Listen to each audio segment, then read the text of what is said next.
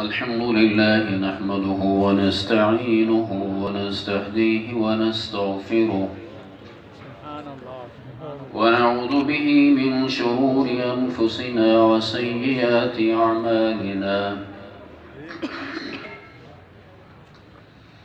من يهده الله فلا مضل له ومن يضلل فلا هادي له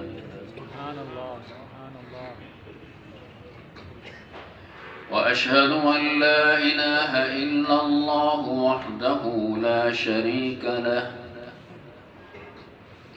وأشهد أن سيدنا ومولانا محمدًا عبده ورسوله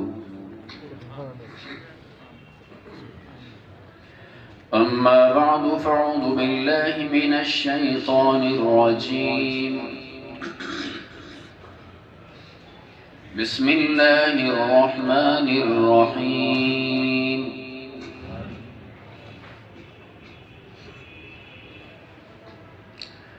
فلا وربك لا يؤمنون حتى يحكموك فيما شجر بينهم ثم لا يجدوا في أنفسهم حرجا مما قضيت ويسلموا تسليما صدق الله العلي العظيم وبلغنا رسوله النبي الكريم ونحن على ذلك من الشاهدين والشاكرين والحمد لله رب العالمين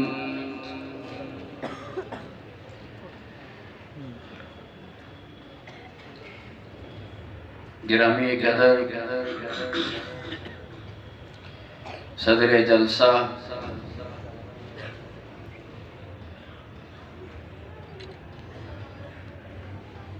علماء کرام معزز حاضرین مجلس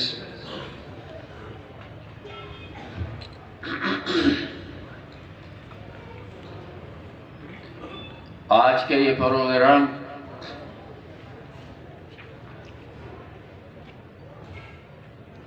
سیرت سید البشر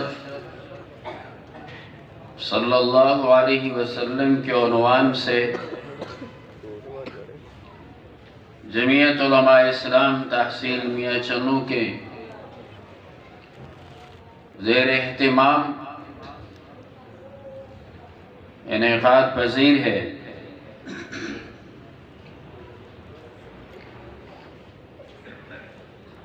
جمعیت علماء اسلام تحصیل میاں چنو کے امیر حضرت مولانا حبیب الرحمن صاحب، ناظم عمومی حضرت مولانا طارق اسماعیل صاحب اور ان کے پوری ٹیم کو اس کامیاب کانفرنس کے انعقاد پر میں مبارکباد پیش کرتا ہوں۔ اللہ تبارک و تعالی ضلعی اور تحصیل جماعت کی تمام کارکنوں کی اس محنت اور کاوش کو قبول فرمائے اور ہم سب کا یہاں بیٹھنا سننا قبول فرمائے اور ہماری مغفرت کا نجات کا ذریعہ بنائے۔ اور میں شکریہ ادا کرتا ہوں آج کے ہمارے مہمان خصوصی حضرت مولانا راشد سومرو صاحب کا کہ وہ ہماری درخواست پر ایک طویل سفر کر کے تشریف لائے۔ اللہ ان کا آنا قبول فرمائے اور جماعت کی ترقی اور استحکام و مضبوطی کا ذریعہ بنائے۔ محترم سامعین،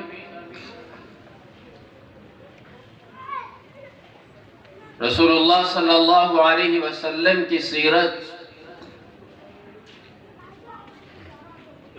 کو بیان کرنا تو کسی کے بس کی بات نہیں ہے۔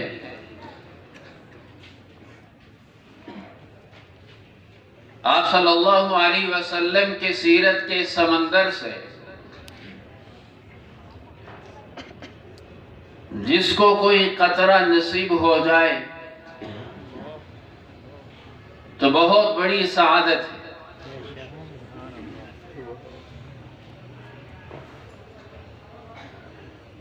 یہ جہاں،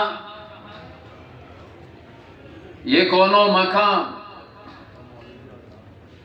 آپ صلی اللہ علیہ وسلم ہی کا صدقہ ہے۔ ہماری زندگی، ہمارا وجود، ہمارا جسم و جان بھی آپ صلی اللہ علیہ وسلم کا صدقہ ہے۔ اس عالم، اس دنیا کے، اس کائنات کے یہ روشنیاں، یہ رونقیں، یہ سب کچھ آپ صلی اللہ علیہ وسلم کا صدقہ ہے۔ آسمانوں کی یہ بلندیاں، زمین کی پستی، آسمان کی اس چھت میں یہ ٹمٹماتے، یہ قمقمے، یہ روشنیاں، یہ سورج، یہ چاند، یہ تارے، ان کی گردشیں، یہ سب آپ صلی اللہ علیہ وسلم کا صدقہ ہے۔ زمین اور اس کی سبز لہلہاتی کھیتیاں، یہاں کے بر و بحر، یہاں کی چہل پہل، یہاں کی آبادیاں آپ صلی اللہ علیہ وسلم کا صدقہ ہے۔ لولاک لما خلقت الافلاک، اللہ نے فرمایا اے پیغمبر، آپ کو اگر لانا مقصود نہ ہوتا تو پھر یہ کچھ بھی نہ ہوتا۔ رسول اللہ صلی اللہ علیہ وسلم کی ذات اقدس، آپ صلی اللہ علیہ وسلم کی ذات اقدس مقصود کائنات ہے، سبب وجود کائنات ہے۔ آپ صلی اللہ علیہ وسلم کی ذات نہ ہوتی، نہ آسمان ہوتے، نہ زمین ہوتی، نہ شمس و قمر ہوتے، نہ بر و بحر ہوتے، نہ یہ پہاڑ ہوتے، نہ سمندر ہوتے، نہ ہوائیں ہوتی، نہ یہ ٹہلتے چہلتے پھیلتے یہ بادل اور یہ فضائیں ہوتی، کچھ بھی نہ ہوتا اگر آپ صلی اللہ علیہ وسلم کی ذات نہ ہوتی۔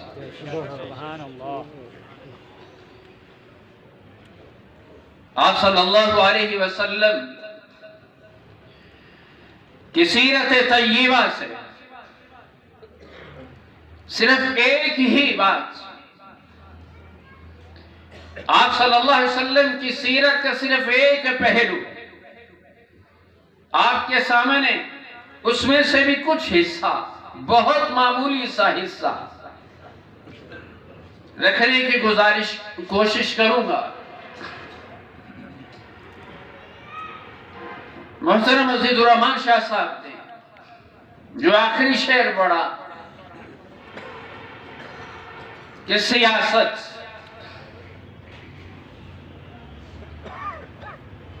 بس یہی بتانا چاہوں گا، بتانے کی کوشش کروں گا کہ سیاست سیرت کا ایک پہلو ہے۔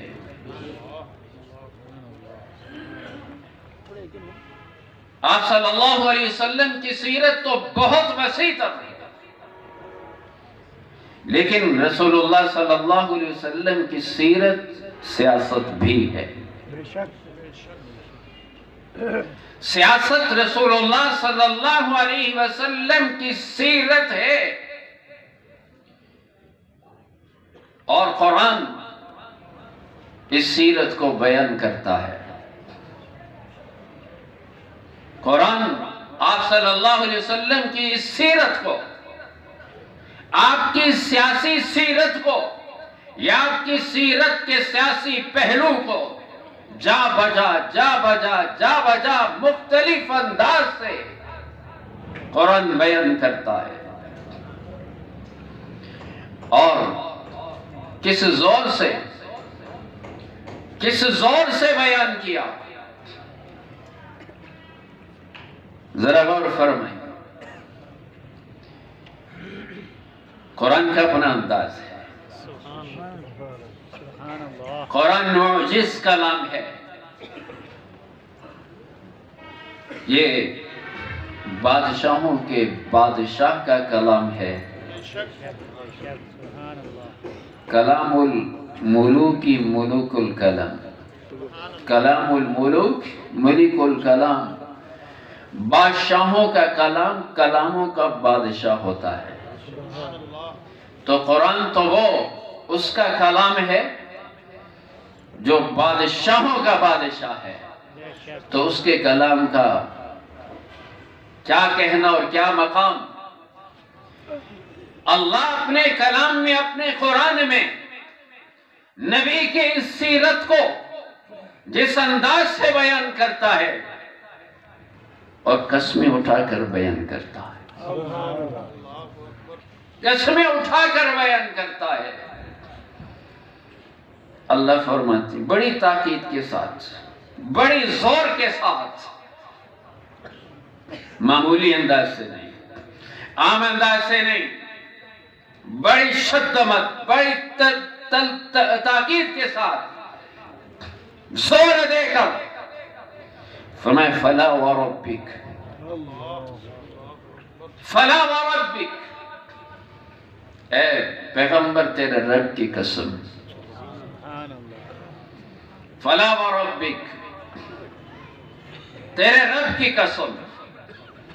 اور پھر آپ کی اس سیرت کو بیان کرنے سے پہلے رب نے فتویٰ بھی لگا دیا، رب نے فتویٰ بھی لگایا.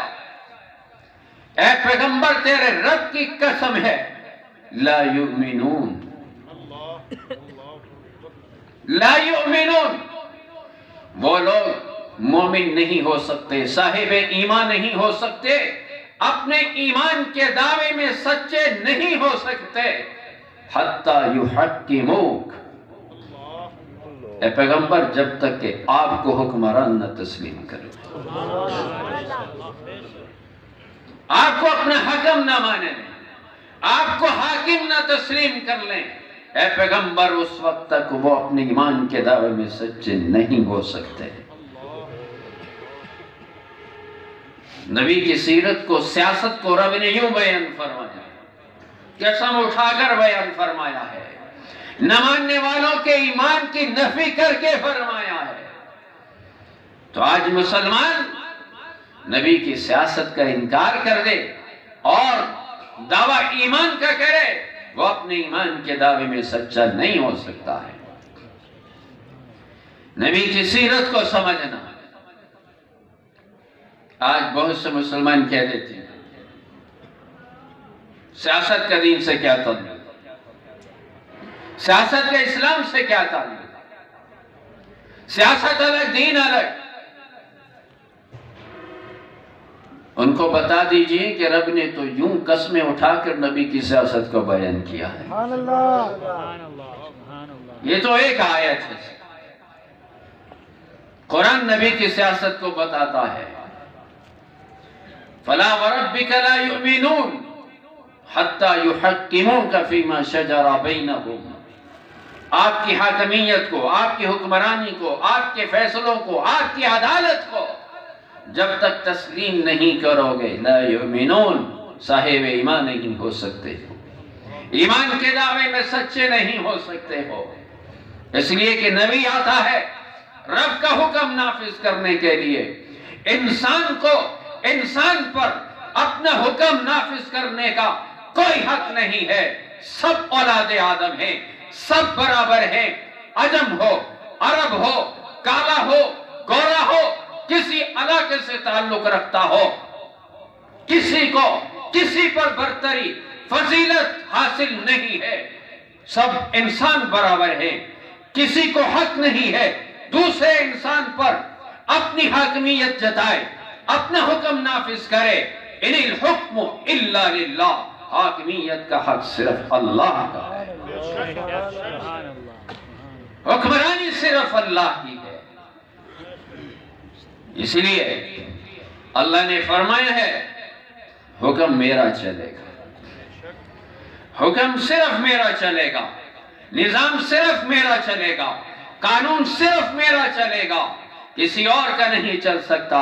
نبی آتا ہے وہ اللہ کا نائب اور خلیفہ بن کر آتا ہے، نبی آتا ہے اللہ کے احکامات کو اللہ کی دھرتی پر نافذ کرنے کے لیے آتا ہے، نبی کا یہ کام ہے، اور اسی کے لیے تمام انبیاء علیہ السلام تشریف لائے تھے۔ یوسف علیہ السلام کو پڑھیے، یوسف علیہ السلام کو پڑھیے، اجعلنی علی خزائن الارض انی حفیظ علیم۔ لوگ کہتے ہیں علماء حکومت میں شامل کیوں، علماء کی حکومت میں چلے جاتے ہیں، علماء ان کے ساتھ کیوں شامل ہو جاتے ہیں؟ وہ پہلا سوال تو یوسف علیہ السلام سے کرے نا۔ جب یوسف علیہ السلام نے مصر کے بادشاہ کو کہا تھا اجعلنی علی خزائن الارض انی حفیظ علیم، کیا وہ مسلمان بادشاہ تھا اس وقت؟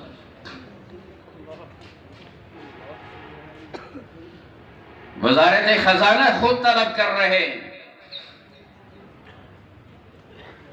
اللہ کے نبی، اللہ کے پیغمبر ہیں، نبی اپنے طرز عمل سے، سیرت سے بتا رہا ہے جب اس کی خدمات کی ضرورت ہو قوم کو تو پھر اپنی خدمات پیش کر دینی چاہیے۔ جب قوم، یاد رکھیے، معاشی اصول آ گیا، معیشت کا اصول آ گیا ہے۔ حضرت ابراہیم علیہ السلام اللہ سے دعا کرتے ہیں تو کس چیز کی دعا کرتے ہیں؟ اللہ کے نبی بھی دعا کرتے ہیں، رب اجعل ھذا البلد آمنا، امن کی دعا کی، اور پھر دوسری دعا کس کی کی؟ وَارْزُقْ أَهْلَهُ مِنَ الثَّمَرَاتِ۔ اللہ کے نبی ہیں، اپنی قوم کے لیے دعا کر رہے ہیں، رب سے قوم کے لیے امن مانگ رہے ہیں، رب سے قوم کے لیے معیشت مانگ رہے ہیں۔ اور ادھر یوسف علیہ السلام اللہ کے نبی وزارت داخلہ بھی تو مانگ سکتے تھے، کوئی اور وزارت بھی تو کہہ سکتے تھے۔ یوسف علیہ السلام کہہ رہے ہیں تو اجعلنی علی خزائن الارض، وزارت خزانہ مجھے دے دو، میرے حوالے کر دو، انی حفیظ علیم، اس کا علم میں رکھتا ہوں، میں اس کو صحیح طریقے سے چلا سکتا ہوں۔ آج کی قوم کو بتانا چاہتا ہوں، علماء کی خدمت میں عرض کرنا چاہتا ہوں، مسلمان بھائی کو بھی سمجھانا چاہتا ہوں، حجروں میں بیٹھ کر، مسجد کی چار دیواری کے اندر بیٹھ کر، مدرسے کی چار دیواری کے اندر بیٹھ کر، شاید قوم کی وہ خدمت نہ ہو سکے جو مسجد اور مدرسے کی چار دیواری سے باہر نکل کر اس وقت خدمت کی جا سکتی ہے۔ آج تو قوم بھوکی مر رہی ہے، معیشت تباہ کی جا رہی ہے۔ اللہ کے نبی نے اس وقت کہا تھا جب انہوں نے بھانپ لیا تھا، جان لیا تھا کہ ملک کی معیشت تباہ ہونے والی ہے، تو یوسف علیہ السلام نے اپنی خدمات پیش کی تھی، اجعلنی علی خزائن الارض انی حفیظ علیم، علم میں رکھتا ہوں، وزارت خوراک میرے حوالے کر دو۔ پھر نبی نے معاشی نظام اس قدر مستحکم کیا، اس قدر مضبوط کیا ہے، مصر میں 7 سال قحط پڑا ہے، 7 سال قحط پڑا ہے، لیکن مصر کا کوئی ایک شہری بھی بھوکا نہیں مرا۔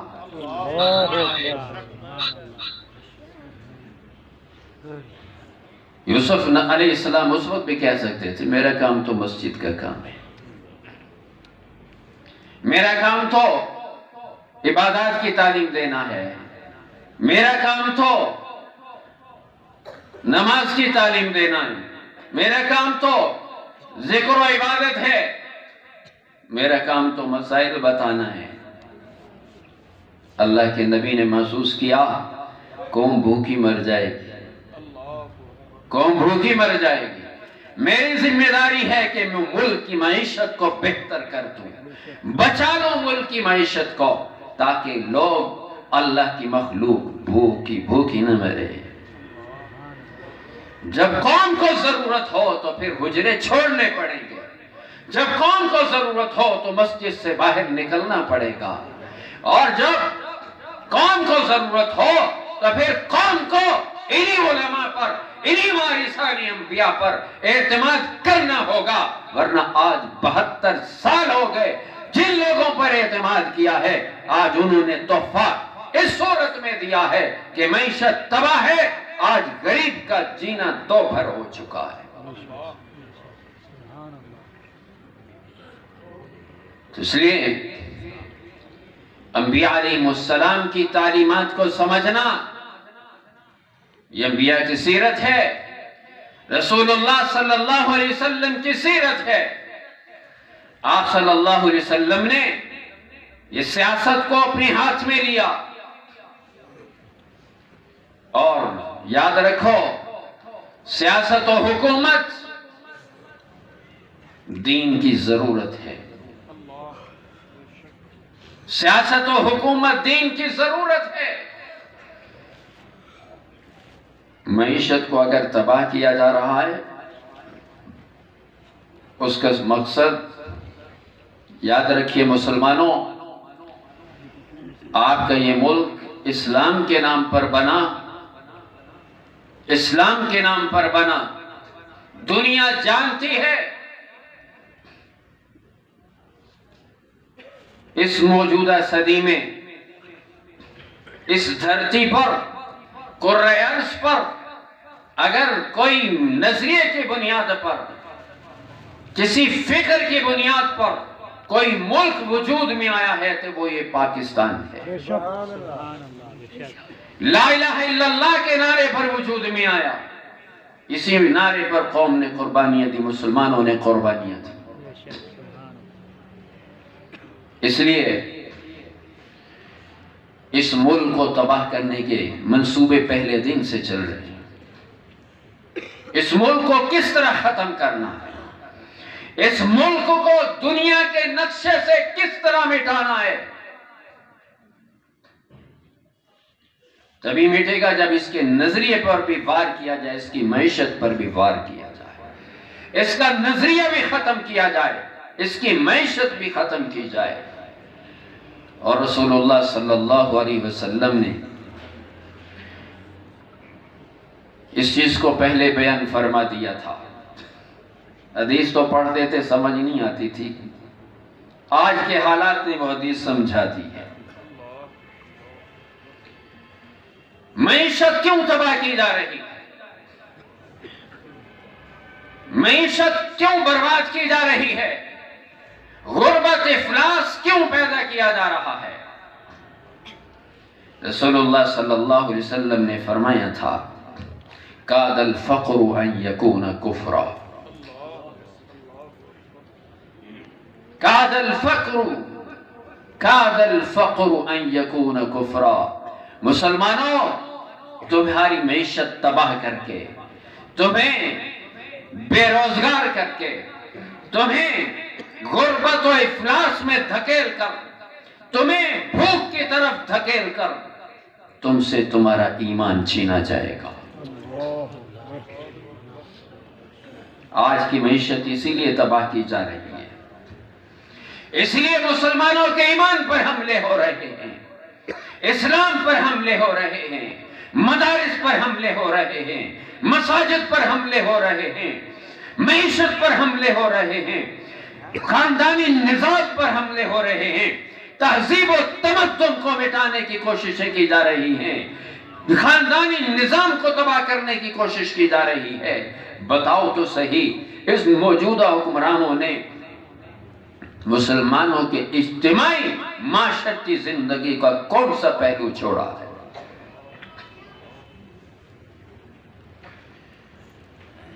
تو اس لیے انبیاء علیہ السلام کی سیرت کو اپنانا ہوگا،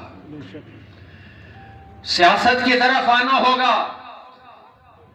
اگر اللہ کا نبی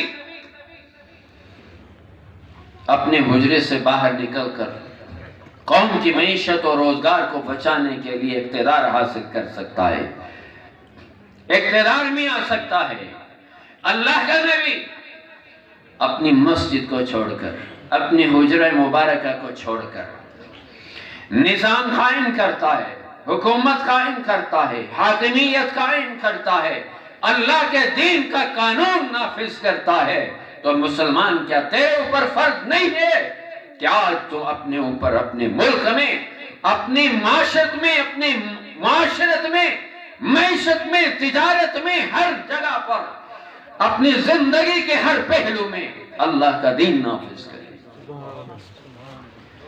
تو اس لیے جمعیت علماء اسلام یہی منشور رکھتی ہے، یہی مقصد رکھتی ہے۔ جمعیت علماء اسلام کی یہی جد و جہد ہے۔ آج امام انقلاب اسلامی وہ مرد قلندر، وہ مرد قلندر، وہ مدبر، وہ مفکر، آج دنیا کفر بھی جن کے تدبر کو، تدبیر کو مان چکی ہے، وہ رہبر ملت قائد جمعیت حضرت مولانا فضل الرحمان صاحب دامت برکت۔ نعرہ تکبیر! قائد جمعیت مولانا فضل الرحمان تاجدار ختم نبوت۔ مسلمانوں، ان کے لیے دعا بھی کیا کرو۔ آج کے حالات میں موجودہ بدبخت حکمران جو اس قوم پر، اس ملک پر مسلط ہوا ہے، ایجنٹ بن کر مسلط ہوا ہے، اس نے ملک کے چاروں سمت ملک کو تباہ کرنے کی کوشش کی ہے، ہر طرح سے، ہر طرف سے تباہ کرنے کی کوشش کی ہے۔ لیکن اگر ان حالات میں اگر کوئی ڈٹ کر کھڑا ہے، سامنے آیا ہے، مقابلہ کیا ہے، میدان میں اترا ہے، یہ جنگ کی کوئی حیثیت نہیں تھی، نہ ہے اس کے پیچھے مد مقابل اگر قوتیں تھیں، جمعیت علماء اسلام کے سامنے، قائد ملت کے سامنے اگر کوئی قوتیں تھیں، وہ عالمی طاقتیں، عالمی کفریہ طاقتیں تھیں، جو وہی طاقتیں جو عراق کو تباہ کر چکی، لیبیا کی اینٹ سے اینٹ بجا چکی، جو آج شام کو برباد کر چکے ہیں، جو یمن کو تباہ کر رہے ہیں، پورے عالم اسلام کو جو تہوبالا کیے ہوئے ہیں، وہی قوتیں آج اس جنگ کی صورت میں پاکستان پر حملہ آور ہوئے ہیں، اور اس کا مقابلہ قائد ملت اسلامیہ اس مرد مجاہد نے کیا ہے۔ افغانستان کی سرزمین پر اس سامراج کو، ان قوتوں کو جہاں طالبان نے پسپا کیا ہے، بھگا کر دم لیا ہے، تو آج انشاءاللہ پاکستان کی سرزمین پر طالبان کے وہ مرد قلندر آج ہمارے قائد ملت اسلامیہ حضرت مولانا فضل الرحمان کی قیادت میں انشاءاللہ جمعیت کا کارکن ان یہودی ایجنٹوں کو یہاں سے بھگا کر دم لے گا۔ تیار ہیں؟ بھگائیں گے یا سو جائیں گے؟ بھگائیں گے؟ تیار ہیں؟ مقابلہ کریں گے؟ یہود و حنود کا مقابلہ کرو گے؟ انشاءاللہ جمعیت علماء اسلامی ان کو یہاں سے بھگا کر دے، بے شک کوئی ساتھ دے نہ دے، کسی پروپیگنڈے میں مت آنا، ہم اکیلے ہی کافی ہیں انشاءاللہ، ہم اکیلے ہی کافی ہیں۔ جمعیت کے کارکن کی اس موجودہ حالات میں بڑی ذمہ داریاں ہیں، اس لیے آپ کے لیے اب آرام و راحت کا وقت نہیں ہے، ہر وقت میدان کارزار میں رہنا ہے۔ رہو گے؟ رہو گے؟ اللہ تبارک و تعالی ہمارے ملک کی حفاظت فرمائیں اور مدارس مساجد کی حفاظت فرمائیں، اور اللہ تعالی جمعیت علماء اسلام کو اپنے مقاصد میں کامیاب فرمائیں۔ آخر دعوانا الحمدللہ رب العالمین۔